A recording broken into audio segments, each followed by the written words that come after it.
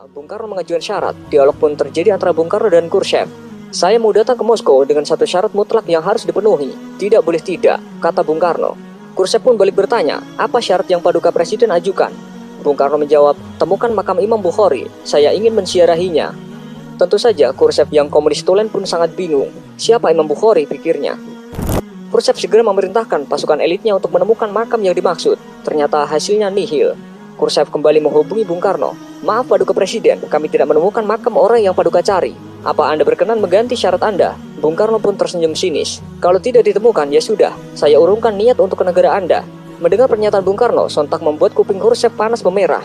Kalimat singkat Bung Karno ini membuat Khrushchev kecewa. Khrushchev kembali memerintahkan orang nomor satunya untuk memecahkan masalah ini.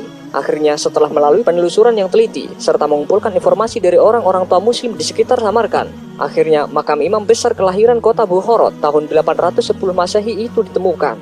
Imam Bukhari yang memiliki jasa begitu besar bagi agama dan umat muslim itu dimakamkan di Samarkand pada tahun 870 Masehi. Makamnya ditemukan dalam kondisi rusak tak terawat, berada di ladang kapas yang jauh dari jangkauan masyarakat. Namun betapa kagetnya Soekarno ketika mendapatkan berita bahwa makam itu dalam kondisi yang tidak layak. Khrushchev pun meminta agar makam itu dibersihkan dan dipugar sebaik mungkin. Selesai renovasi, Khrushchev kembali menghubungi Bung Karno. Intinya, misi pencarian makam Imam Bukhari telah berhasil. Sambil tersenyum, Bung Karno mengatakan, baik, saya akan datang ke negara Anda. Akhirnya, setelah sebulan sejak penemuan dan pemugaran makam tersebut, Soekarno bersedia berkunjung ke Soviet. Dengan naik kereta api, Soekarno tiba di kota Samarkand pada tanggal 12 Juni 1961. Ribuan orang menyambut kehadirannya. Di sepanjang jalan, penduduk menyambutnya dengan meneriakkan nama Indonesia dan Soekarno sambil mengibarkan bendera merah putih. Sehari sebelumnya, puluhan ribu orang juga menyambut kehadiran pemimpin besar revolusi Indonesia ini di kota Tashkent, ibu kota Uzbekistan. Indonesia adalah satu-satunya negara yang hingga kini sangat dihormati oleh penduduk Uzbekistan dan Samarkand khususnya.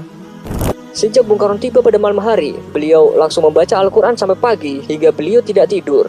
Saat ditemukan makam dalam kondisi tidak terurus, Soekarno meminta pemerintah Uni Soviet agar segera memperbaikinya. Ia bahkan sempat menawarkan agar makam dipindahkan ke Indonesia apabila Uni Soviet tidak mampu merawat dan menjaga makam tersebut. Dengan emas seberat makam Imam Bukhari akan diberikan sebagai gantinya.